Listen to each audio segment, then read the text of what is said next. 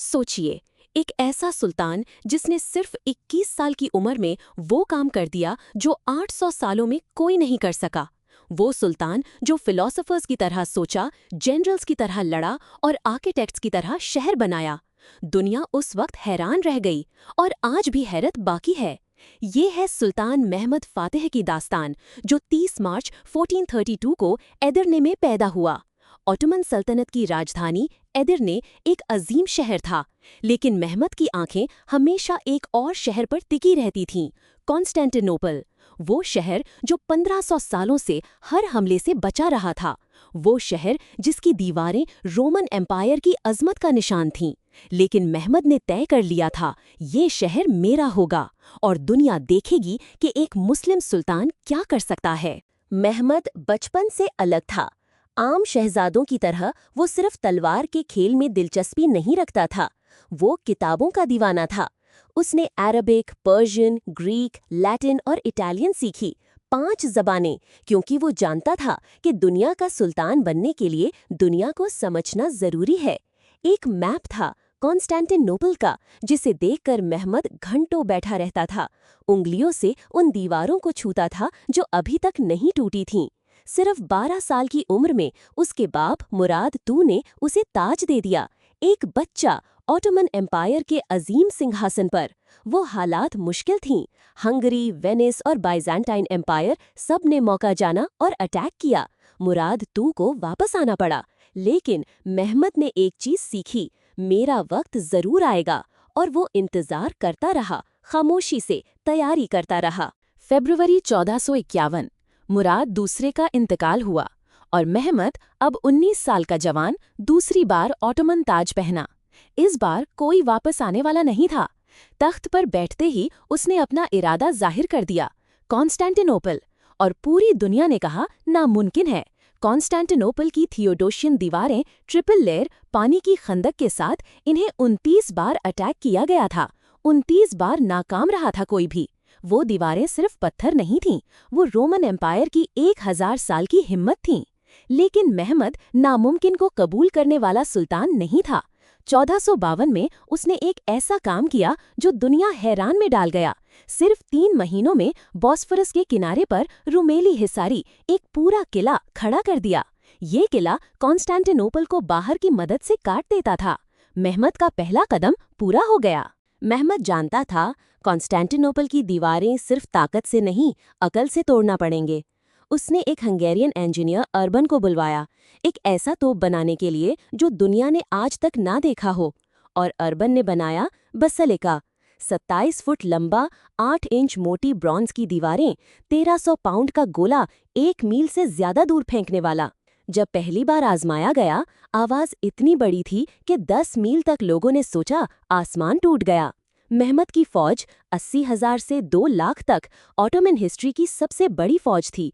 जैनिसरीज, दुनिया के सबसे ट्रेंड सोल्जर्स जो बचपन से सिर्फ लड़ने के लिए बने थे, वो भी इस फौज में थे।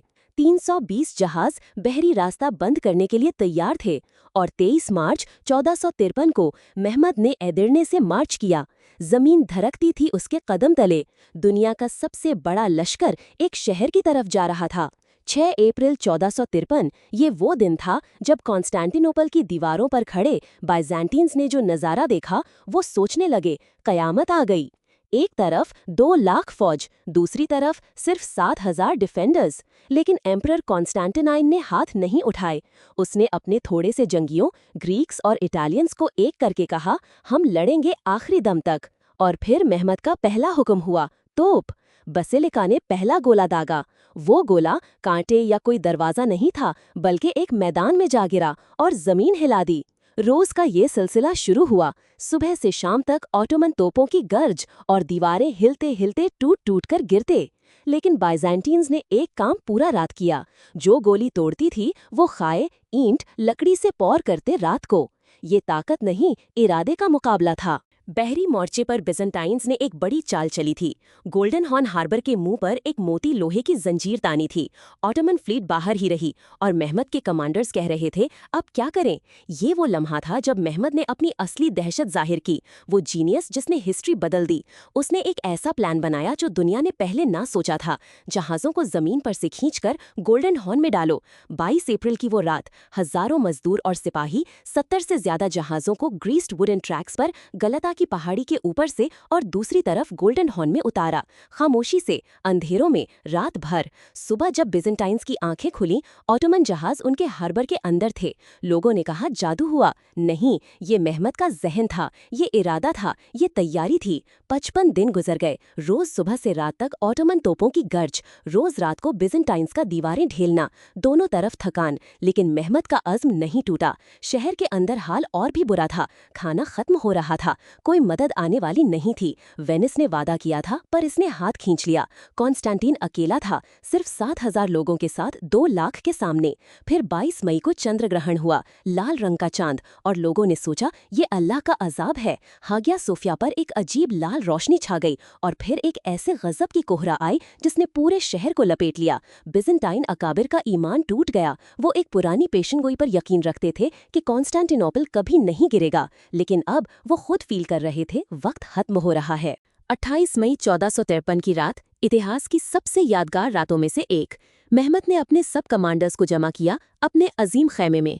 उसने कहा, कल की सुबह आखिरी हमला होगा, कोई वापस नहीं हटेगा, या फतह या शहादत। जानिसरी कमांडर्स, कैवलरी के सरदार, तोपची, बहरी एडमिरल, सब ने एक आवाज में कहा, हम तैयार हैं सुल्तान। फिर एक ऐसा नज़ारा हुआ जो दुनिया में कम ही देखा गया होगा। 2 लाख से ज्यादा फौज एक साथ नमाज में, सजदे में, कॉन्स्टेंटिनोपल की दीवारों के सामने। अजान की आवाज रात की खामोशी में दूर तक गई, और दीवारों के अंदर कॉन्स्टेंटिन 11 हागिया सोफिया में अकेला आखिरी दफा नमाज पढ़ी। उसने जानता था कल का सूरज मेरी मौत का दिन होगा, लेकिन वो नहीं भागा। बादशाह था, और बादशाहों की तरह मरना था। 29 मई 1453 सुबह की अजान से पहले, जब अंधेरा अभी गया नहीं था, मेहमद ने तलवार बुलंद की, और ऑटोमन नकारे और तोपों की गर्ज ने रात की खामोशी तोड़ दी। पहली लहर बाशी बाउजुक्स, ऑटोमन के इर्रेगुलर फौजियों की दीवारों की तरफ लपेट दी गई। ये असली जानिसरीज से पहले थकाने के लिए भेजी गई थी। डिफेंडर्स ने ये रोक ली, लेकिन खुद भी थक गई। दूसरी लहर, एनाटोलियन फौज, ज्यादा बड़ी, ज्यादा ताकतवर, ने दीवारों को मजीद दबाया। हर जगह लड़ाई, दीवारों पर खून, तीर, आग, चीखें। लेकिन कॉन्स्टेंटीन के डिफेंडर्स ने 7,000 लोग, उन तमाम के सामने हिम्मत नहीं हारी। वो कांटे की तरह लड़े, क्योंकि वो जानते थे अगर वो गिरे तो सिर्फ शहर नहीं जाता, 1000 साल की तारीख जाती है। फिर मेहमद ने अपना असली हथियार निकाला, जानिसरीज। अपनी तस्वीर बनवाने के लिए मशरिक और मगरिब का एक अनोखा संगम। कॉन्स्टेंटिनोपल के बाद रुका नहीं मेहमद। सर्बिया, बोस्निया, अल्बेनिया, वलाकिया, सब एक एक फतह होते गए। उसने खुद 25 जंगों में हिस्सा लिया, लेकिन हर जगह नहीं जीता। बेलग्रेड 1456 में हंगेरियन डिफेंडर यूनियाडी ने रोका। ये मेहमद की इंसानियत थी। वो खुदा नहीं था, इंसान था, एक अजीम इंसान। 3 मई 1481 मेहमद सफ़र पर था, एक और फतह की तरफ, जब अचानक बीमार हुआ। और वो सुल्तान जो 21 साल में कॉन्स्टेंटिनोपल फतह किया था, 49 साल की उम्र में दुनिया से रुखसत हो गया। उनके इंतकाल की खबर सुनकर मुस्लिम दुनिया गम में डूब गई। अलीमों ने सियाही से लिखा, सुल्तान चले गए। लेकिन एक अजीब बात सुनो, उस वक्त यूरोप में जश्न मनाया गया, घंटियां बजाई गईं, शैमियां जलाई गईं। इतना डराया जाता था मेहमद को कि दुश्मन खुशी से नाचे। ये एक इंसान की अजमत का सबसे बड़ा सबूत है, जब दुश्मन उसके जाने पर खुश हो। ऑटोमन एम्पायर, जो मेहमद ने अपने हाथ से मजबूत किया, 2.2 मिलियन स्क्वायर किलोमीटर तक फैला था। और 1453 वो साल दुनिया के सबसे बड़े हिस्टोरियंस ने निशान लगाया, दौरे वस्ता का आखिरी साल, नए जमाने का पहला साल। आज इस्तांबुल में जाएं, हागिया सोफिया, आया सोफिया वहाँ खड़ी है। सदी बदली, सल्तनतें बदली, दुनिया बदली, लेकिन वो गुंबद अभी भी वैसी है। अजान की आवाज़ अभी भी गूंजती है। इस्तांबुल का फातेह इलाका मेहमद के नाम पर, फातेह सुल्तान ब्रिज बॉस्फरस पर यूरोप और एशिया को जोड़ने वाला मेहमद के नाम पर, फातेह मॉस्क इस्तांबुल की अजमत में शामिल मेहमद के नाम पर। वो पेशिनगोई याद है, नबी मोहम्मद सल्लल्लाहु अलैहि वसल्लम का फरमान जो उन्होंने 1000 साल पहले फरमाया बनाया था। कॉन्स्टेंटिनोपल जरूर फतह होगा, वो कमांडर कितना अच्छा होगा, वो फौज कितनी अच्छी होगी। वो पेशिन गोई 29 मई 1453 को पूरी हुई। महमद वो कमांडर था, ये वो फौज थी, और दुनिया का नक्शा हमेशा के लिए बदल गया। आज के मिलिट्री एक्सपर्ट्स कहते हैं महमद का जहाज़ों को ज़मीन पर खींचना ये आज भी इंजीनियरिंग की दरसी किताबों में है।